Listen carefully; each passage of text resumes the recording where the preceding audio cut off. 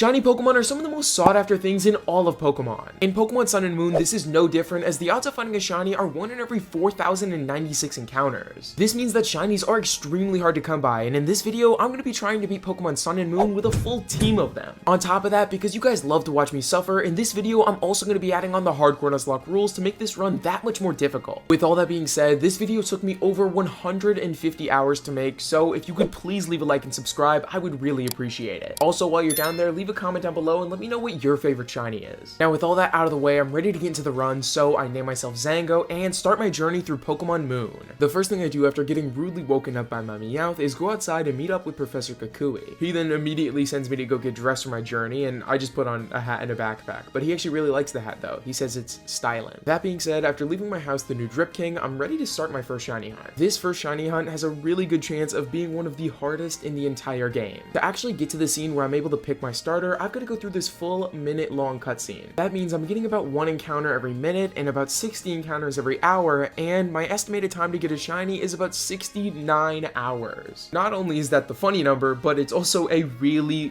long time. Thankfully though, I ended up getting the shiny way under odds, but it still took me about a week and a half to get. That's it! Shiny Litten! Oh my god! Shiny Litten, dude! Oh! There it is! Shiny Litten. We finally can start the run. I ended up giving Litten the nickname Alpha and checking out its nature, which is attack up and special defense down, which is really bad for the special defense, but that attack is nice. Also, if you guys end up finding out what the nickname theme is for this video, leave it in the comments below. Now I can cross off my first rival battle with Hao, as he's only got a grass type and my fire type absolutely dominates this thing. Next up, I go home and see my mom, and she asked me a really hard question. She asked me why did I choose this sweetheart, and gosh, I really don't know. After picking my answer, she says it's both cute and cool, which is dumb because it's only cool. Regardless, now Kukui gives me some Pokeballs, and at this point, I honestly feel like I can start my next shiny hunt. On the first route of the game, there's some pretty cool Pokemon, and if I can get myself a Pichu or a Grubbin, I'd be really happy. That being said, this is where I start my next shiny hunt, and this one's actually a quick one. Well, at least way quicker than the last, as it takes me about 10 hours to find myself a shiny Grubbin. After getting this Grubbin, I give him the nickname Bravo, then check out its nature, which is modest, which is really good for the late game, but kinda bad for this early game, as I need my attack stat to be pretty high. You'll see why a little bit later. That all being said, that's pretty much all the shinies I need for this island, so I can make some pretty good progress into the game now. The first thing I do is fight Hao in a rival battle, and since his team is really kinda not good right now, I'm easily able to smoke him. I then witness Professor Kukui doing some pretty questionable things with his Rockruff in his cabin, and after completely passing that by, I make it to the trainer school where I've got to fight every single one of these trainers individually. These battles are more tedious than anything else, and after going through those pretty quickly, I'm able to get out of the trainer school and head into the main city on this island. In this city, I can do a bunch of cool things, like take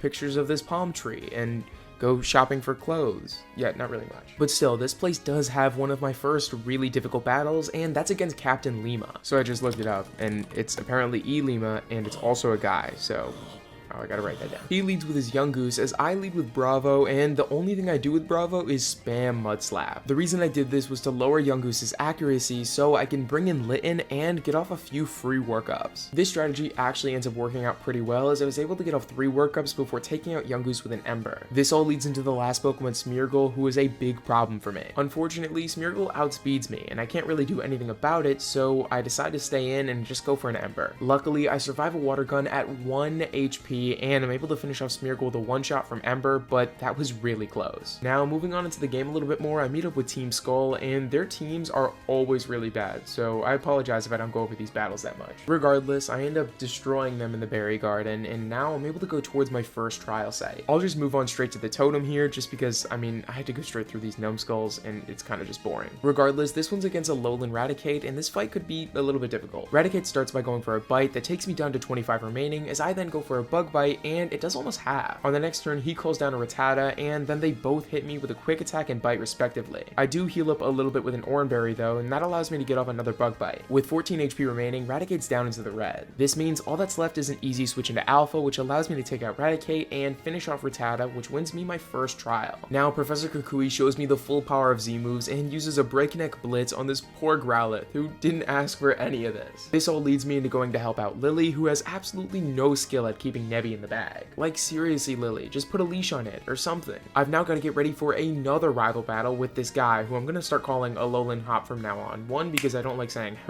how, I just keep messing up his name. And 2, because he's just as annoying. Beating him in a battle is a piece of cake, and after going through a bunch of berries, I end up finding myself a citrus, which will definitely help me out in this first grand trial. This one's up against Hala and his fighting types, and he leads the battle with Mankey as I lead with Bravo. With Bravo, I start out by going for not 1, not 2, but 3 mud slaps just to lower Mankey's accuracy by 3 stages. After doing this, I get a free switch into Alpha because Mankey went for a pursuit. This is where I impose my workup strategy from before and end up setting up 4 workups. In that time, I only got hit once by a critical hit Karate Chop, and it caused me to use my Citrus Berry. Now I'm actually in a really good position to win this battle. I go for a Fire Fang on Mankey, which finishes off his remaining health, and the next Pokemon, Makahita, comes in. Makahita starts with Fake Out, which does minimal damage and ends up flinching me, but on the next turn, I'm actually able to get off a Fire Fang, which one-shots. This all leads into the last Pokemon, Crabrawler. At +4, I absolutely expected to one-shot, but for some reason, I don't. I leave Crabrawler in the red, and thankfully, the game takes pity on me, and Crabrawler decides to go for a Leer instead of going for his Fighting Z move. This all allows me to go for another Fire Fang on the next turn, which takes down Crabrawler and wins me my first grand trial. I think Crabrawler just didn't see the kill with his Fighting Z move, but either way, it doesn't matter as I've won that grand trial, and I'm ready to head on towards the next island. It's a pretty quick journey. All I've got to do is run with Tauros to get onto this boat, and boom, I'm on Akala Island. On this island, the first thing I do is evolve Litten into Torracat. This is one of the best looking middle stages of all time, and with it shiny, it looks even better. Now, the reason I evolved him was so I had a pretty easy fight against Cena. Now, usually this fight would be really difficult because of Glaceon in the back, but because I have Torracat with Fire Fang, it's a quick fix. That being said, speeding past her means I can make it into the next town, where I've got another rival battle against Alolan Hop. His team is just as bad as before, so after taking him down, I've got a few decisions I can make. In the end, I decided on starting another shiny hunt right here on Route 4. Literally every single Pokemon on Route 4 is a good shiny, so I just sit here and shiny hunt for a really long time. This shiny hunt ended up being a little bit longer than the last, and in about 16 hours, I ended up finding myself a shiny Eevee. Not only does shiny Eevee look really cool, but it's also a 5% encounter on this route, so I'm pretty lucky to have it. I give Eevee the nickname Charlie, then check out the nature, which ends up being Sirius, which is just neutral. That being said, I spend the next 5 minutes staring at this Miltank, just pressing A, watching it go Mill Moo, Mill Moo. Don't really know why Miltank makes that noise, but regardless, on this next route, I'm actually able to start another shiny hunt. There's just too many good Pokemon here to pass up on. This shiny hunt doesn't take nearly as long, and in only about 5 hours, I ended up finding a shiny Mudbray.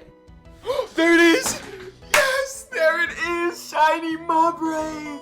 That's probably the best shiny I could have gotten here too, dude. Shiny Mudbray, that's so cool. Looking at Mudbray's nature, I find out that it's attack up and speed down, which is pretty good for Mudbray since this thing is already slow as dirt anyways. With that being said, I also have the ability Stamina, which is easily the best ability I could have had. Every time I take any damage, my defense goes up by 1 stage. This will be huge later on in the run, and you'll see why. The next thing I've got to do is go fight Gladion, who's kind of just a really sad guy. Like, what happened to him? After messing up Mr. Emo in a battle, I gotta get ready for my second trial. To do this, all I've got to do is evolve my Grubbin into Charjabug, then I'm ready to start my fight with Totem Wishy-Washy. Against the big fish, I start off by going for a charge, raising my special defense by 1 stage, as I then get hit by a growl. On the following turn, Wishy-Washy calls down an ally, which is another Wishy-Washy, but small fish. I then go for a spark on the big fish, and it does a good bit of damage, causing him to use his Citrus Berry. That being said, I then get hit by a soak, and at that point, the fight just ended. Now I'm taking not very effective damage by both of these Pokemon, so it's kind of just over. I end up just spamming charge and then spark and then charge and then spark until both big fish and small fish go down, and I win my second trial. With that Water Z crystal acquired, I can go towards these Sudowoodo and scare them silly. They end up running away, which gives me a clear path to the Battle Royale. This place is kind of like Pokemon Fortnite, I guess. It's kind of really annoying. I get through it pretty quickly though, and I make it towards where the 3rd trial site is. This ended up being one of the easiest trials I've ever done. Usually this would be pretty difficult, but I've got a ground type, and Salazzle's a poison fire type. That means all my moves on Mudbray are 4 times super effective, so all it takes is 1 bulldoze to take down all of her HP. After that breath of fresh air with an easy totem, I'm ready to go towards Lurantis. On my way there, I meet up with Colress, who has definitely just escaped from prison for what he did in Unova, and he's still rocking that Saturn ring around his head. Like, what does he think that looks good? I ended up giving him a few fashion tips, and he wanted to thank me so much that he gave me the TM for Flame Charge. With this TM, I confidently walk into the Lush jungle, where I do a few questionable things before getting into my fight with Totem Lurantis. Against Lurantis, I bring out Alpha, who gets hit by an X-Scissor that doesn't do too much damage, as I then go for that that Flame Charge I just got, and it ends up doing about a third, raising my speed stat. On the next turn, I outspeed and go for another one as it does a second third, as then Lurantis ends up healing up with Synthesis. She also called down her Cast Form, who goes for a Sunny Day, and this actually helps me out. My fire type moves are boosted in the sunlight, so that means I'm doing even more damage than I did before, so after a few fire moves, I'm able to take out Lurantis. All that's left is Cast Form, who actually brings Alpha down pretty low, so I just switch out into Delta to finish this fight and get me my Grass Z Crystal. With that all being said, this is the last trial on the island before my grand trial with Olivia. Now, I don't know why I didn't mention this a little earlier in the video, it's kind of late to do it now, but regardless, I'm not going to be using Z Crystals in this run. I just think it makes it a little bit too easy. So yeah, I just wanted to say that so I didn't like not mention it in the video. Regardless, moving on into the game means I've got to find Lily acting like Zango, and she has Nebby use the move Splash, which is something I would never do. Never. I then walk into this building, learn a little bit about Ultra Beasts and whatever. I wasn't really listening, but I walk out and I see this little butt crack in the sky. Sure, those things weren't related. I just keep moving forward onto the Diglett tunnel. After getting out of there, I meet up with this Probopass, and he's actually got a letter from it. He wanted to let me know that only 13% of my viewers are actually subscribed, so if you made it this far in the video and you're enjoying, why not hit that red button? It's really nice. Also, just want to mention I've started posting some members only content, and I'm looking to do a lot more in the future. Memberships are probably the best way to support the content I make, so if you're interested, click the links down below. Also, feel free to join the Discord server, the link will be in the description. With all that out of the way, I thank Probopass for the great note he just gave me, then I'm ready to go start my grand trial against Olivia. She's got her rock types, and she leads with Nosepass as I start with Delta. With Delta, I start out by going for a high horsepower that does about 2/3 as I then get hit by a rock slide, and it does not very effective damage. One double kick later, and the next Pokemon to come out is Bulldor. Against him, I start with high horsepower that does almost exactly half as I then get hit by a critical hit headbutt that takes me down to 38 remaining. One more high horsepower does the trick as the last Pokemon to come in is Lycanroc. Lycanroc actually originally gets pretty lucky and is able to get off an onslaught of bites before I'm able to do any real damage because I just kept flinching. These bites really only made me stronger though because of that stamina ability, so each one is doing less and less damage every single time. Eventually, I'm able to get off a high horsepower that takes Lycanroc immediately down into the red. On the following turn, Lycanroc brings me to 5 HP with a bite, but at this point it really doesn't matter as I'm able to go for just one more Bulldoze, finishing off Lycanroc and winning me my second grand trial. With the grand trial finished up, I figured it's probably about time to evolve my Eevee into what I really want, a Sylveon. After bringing up my Eevee's affection, eventually I get myself that Sylveon and I'm able to go to the Aether Foundation. Once we get there, Alolan Hop finds out that Lusamine is over 40 and he is severely disappointed. Then this little rock poison type comes out of the wall, and since I'm 4 times super effective with Mudbray, I just destroy it. Now I'm able to go to where I really want to be, and that's Ula'ula Island. On Ula'ula, I figure out that I can't read very well. The King of Alola bowed before. Now I'm done. After getting completely embarrassed in that library, I make my way up Mount Lanakila where I do something I'm actually good at, and that's challenging another trial. Before starting this trial, I'm able to evolve my Mudbray into Mudsail, which should be really huge this early in the game. Then I meet up with Sophocles, and during the trial, he gets electrocuted a lot, but he says this helps him burn some calories, so after helping him out for a little while, I eventually challenge Totem Vikavolt. I actually forgot Vikavolt had Levitate, so going into this fight, I tried to go for a high horsepower, and it didn't work. Regardless, even with that though, this fight was still pretty easy. I mean, Vikavolt can basically not even hit Delta. The damage that Vikavolt and Charjabug do is basically just fully negated by my stamina ability. So long as I dodge a crit, this battle is essentially won. Right at the end, when Delta's at 17 HP, I get a little bit worried, so I decide to just move into Alpha and finish off the fight with him, and that wins me my 5th trial. Now, moving forward means I've got to fight against Guzma and his bugs. Right now, he's only got 2 of them, so this fight really isn't that worrying, but later on in the game, it might be a little bit more difficult. That being said, after speeding past him, I find myself in a battle with these preschoolers,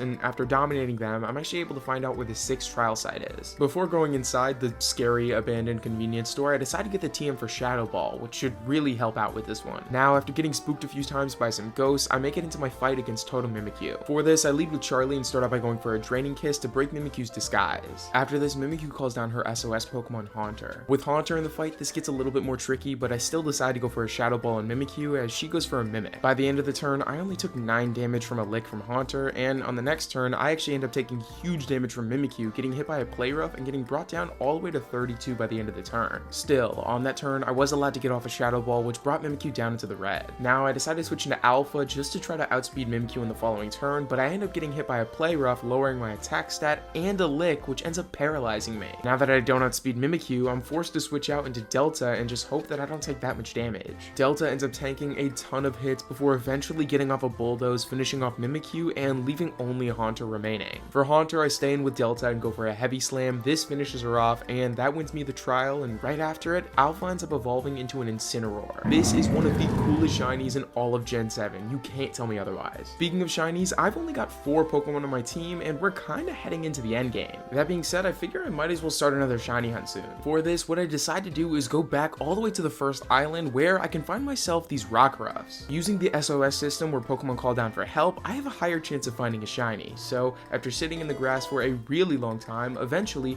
I get myself this shiny Rockruff. This one took me about 12 hours, but it was absolutely worth it as blue Rockruff is just so cute. I give him the nickname Echo, then check out the nature, which ends up being neutral. I can now fly back to Ula'ula where I evolve my Rockruff into Lycanroc. To be honest, I really wish I could have gotten the midday form, but it's okay, midnight form is cool too. With my new and improved team, I fight a little bit of Team Skull before meeting up with Grimsley, who wants me to call him Uncle Grimsley. Yeah, I'm pretty sure this guy's a little bit messed up, but regardless, he ends up giving me a Sharpedo, which I ride off into the sunset until eventually I make it to the Team Skull headquarters. That's not actually what this place is called, but it should be, because holy crap, this place is dull. In this place, I eventually guess at the password until eventually I get it right and I'm able to go fight Guzma. This is another one of those battles where he's got very little Pokemon, so after I roll him again, I'm able to see that Lily got kidnapped somehow, and again, how? Because of this kidnapping, I've got to go to the Aether Paradise, but before I can actually go there, I've got to finish my 3rd Grand Trial. This one's against Nanu, who leads with his Sableye, as I lead with Sylveon. Sableye starts by going for a Fake Out, doing only 14 damage to me, but it does get off a flinch. On the next turn, I go for a Moonblast though, and Sableye's HP is completely drained.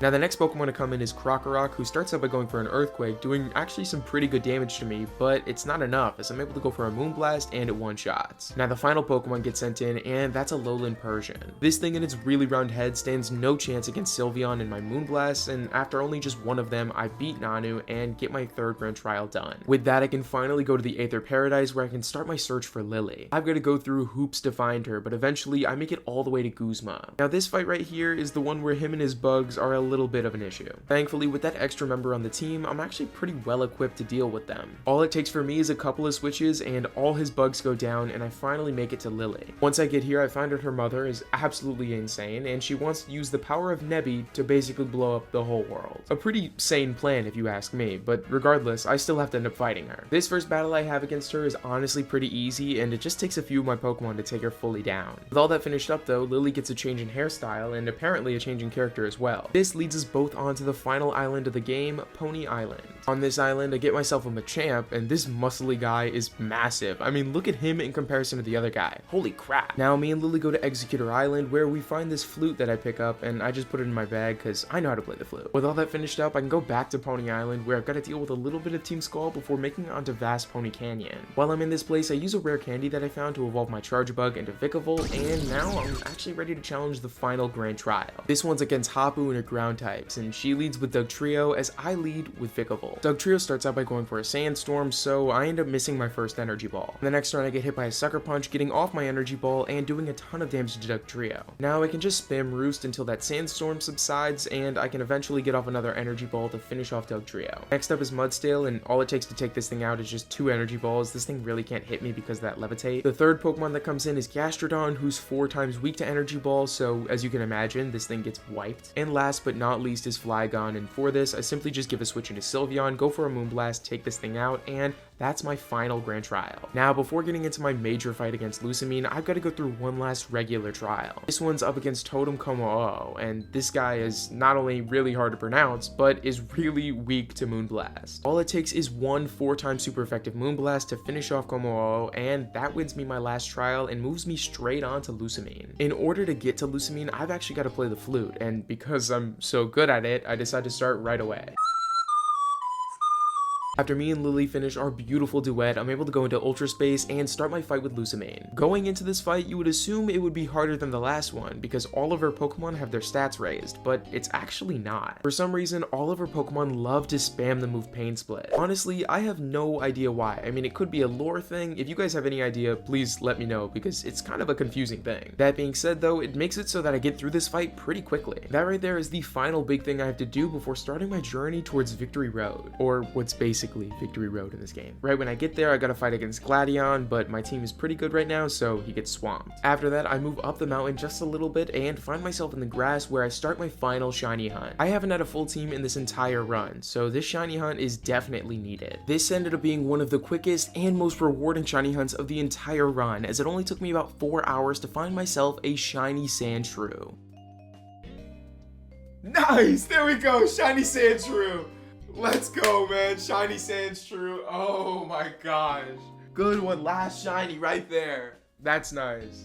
After getting Sandshrew, I give him the nickname Foxtrot, then immediately go find myself an Ice Stone so I can evolve him into Sandslash. This Sandslash is a Jolly nature, which is okay because of that special attack down, but I'm not that fast anyway, so Jolly doesn't help that much. Regardless, all that takes me into my final fight against Alolan Hop right before the Elite Four. He's only got 4 Pokemon, and since I have 6, it's pretty easy to take him down. Now, with that final fight done, I bring my team up to the level cap, change my movesets around, do everything I need to do before walking into the Pokemon League. With all that being said, I'm ready to challenge my first Elite Four member. For this first Elite Four battle, I had a few choices of who I wanted to go up against, but in the end, I decided to choose Olivia. She sends in her first Pokemon Relicanth as I bring in my Sandslash. Relicanth tries to hit me with a Hydro Pump, but because it's pretty poor accuracy, it ends up missing as I'm able to set up a free Swords Dance. This means that on the next turn, I'm able to get off an Iron Head, which actually gets a critical hit and ends up flinching. This is really huge for me as it means Relicanth can't hit me on this turn, and on the next, Olivia heals up with a full restore. This leads me into going for my second Iron Head, which takes Relicanth down to about half, and after the third one, Relicanth goes down. Next up is going to be Lycanroc, and since I actually outspeed Lycanroc, I'm able to go for a single super effective Iron Head, and it does enough to kill. This brings in the third Pokemon Probopass, who gets hit by an Iron Head and flinches, and then gets hit by another Iron Head and flinches yet again. With those 2 flinches, I'm able to take out Probopass without taking any damage, which is huge for me as the next Pokemon to come in is Carbink. My Steel moves are 4 times super effective against this thing, so you can imagine how the rest of this fight went, as the last Pokemon to come in is Golem. Golem was by far the trickiest Pokemon to take down just because it's a little bit more bulky than the rest, but either way, after a couple of Ice Skull crashes, I take it down and I win my first Elite Four battle. This next Elite Four battle takes me into the Flying Chamber where I'm up against Kahili. She leads with Skarmory, who starts out by going for a Spikes, as I lead with Alpha and I end up going for a Flame Charge. This does over half and brings my speed up a notch so that on the next turn I can outspeed and go for another Flame Charge to take down Skarmory. Next up is Mandibuzz, who's really bulky, and on the first turn I accidentally misclick a Darkest Lariat, which allows me to do basically no damage. On that same turn, I get hit by a Brave Bird, which does about a 4th to me, which honestly isn't that big of a deal, but Mandibuzz does take a little bit of recoil. On the next turn, I go for a Flame Charge that does about 25%, as Mandibuzz then hits me with a second Brave Bird. It's at this point where I decide to make this fight a little bit easier on myself, so I switch into Foxtrot. Foxtrot easily tanks a Brave Bird, and on the next turn, I go for an Ice Skull Crash that's super effective on Mandibuzz and takes out her remaining HP. After this, the third Pokemon Toucannon gets sent in, and I'm a little bit scared of this Mon just because of that Rock Blast. I become even more scared after I get hit by a Screech, and that lowers my defense by 2 stages. Even if I get a max damage roll with Foxtrot, I still am not able to kill this thing, and I end up bringing it down to literally 1 HP remaining. Knowing that Kahili's for sure going to heal in the next turn, I decide to switch into Lycanroc just so I don't have to deal with that Rock Blast. With Lycanroc in, I go for a Rock Slide that almost kills Toucannon and takes him down into the red. On the next turn, Kahili heals again as I go for another Rock Slide that takes her back down into the red. At this point, she's fully out of full restores, so I simply go for a Crunch to finish off Toucannon, but I end up getting myself burned in the process as Toucannon went for Beak Blast. Yeah, I think that's what the move is called. Either way, I end up being burned going into the next Pokemon, Oricorio. Thankfully, this thing can only deal not very effective damage, and it's 4 times weak to Rock Slide, so I'm simply able to just go for that. This all brings out the last Pokemon, Crobat. For this, I've got a pretty simple solution, and that's just to move into Bravo and go for a Thunderbolt. This plan works out perfectly as I one-shot Crobat and win myself my second Elite Four battle. For my next fight, I get to choose between Ghost or Fighting types, and Ghost seems a little bit easier for me to deal with, so I head into the Ghost Chamber. This one has me going up against Acerola. Acerola.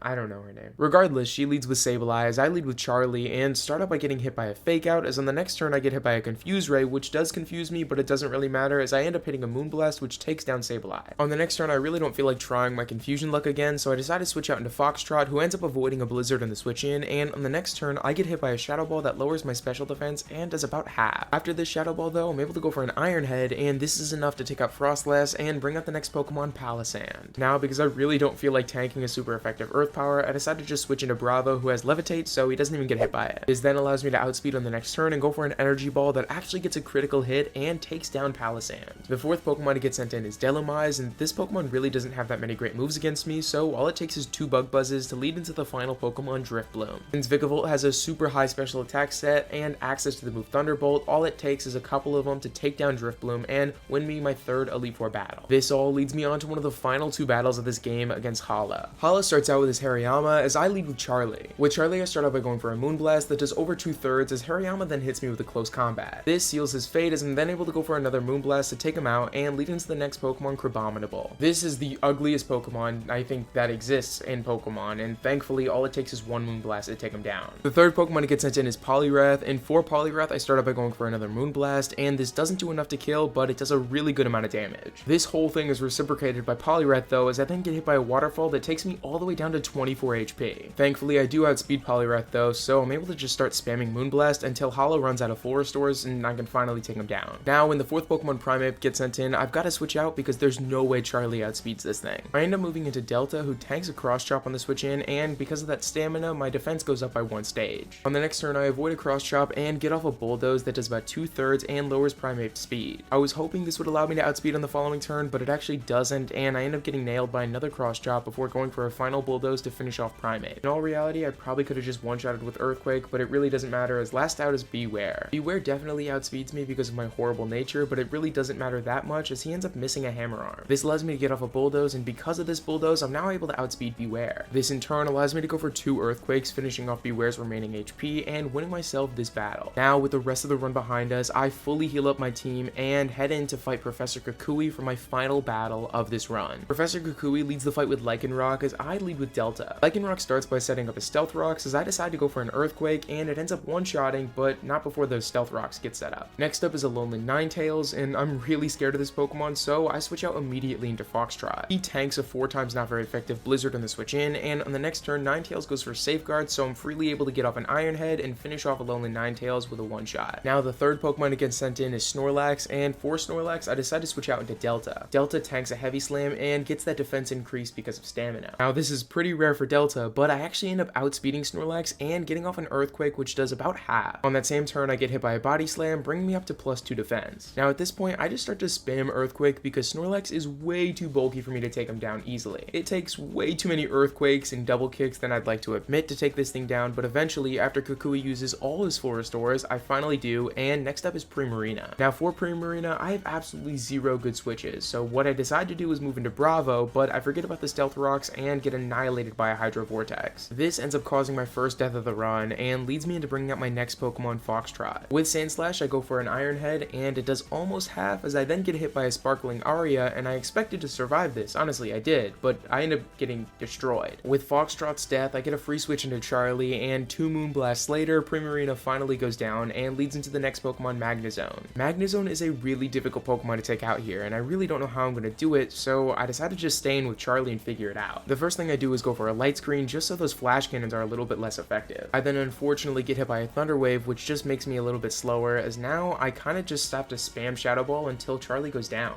It kind of sucks to just watch my Pokemon die here, but I don't have any good switches, so after Charlie goes down, I move into Delta. With that Light Screen Charlie set up earlier, I'm able to survive a Flash Cannon and go for a Bulldoze to take down Magnezone and lead into the final Pokemon, Braviary. For Braviary, I let Delta go down so I can get a free switch into Echo. With Echo, I'm able to get off a huge Rock Slide, doing about 2/3 as I then get hit by a Whirlwind, which drags out Alpha. This ends up being a great way to end the run though, as a Darkest Lariat from Alpha is enough to take out Braviary and win me my hardcore Nuzlocke. I hope you all enjoyed this video. If you did, if you could leave a like and subscribe, that would be really appreciated. If you guys want to see more Shiny Onlys, leave it in the comments down below and let me know which game you want to see it on. With that all being said, thanks for watching and see ya.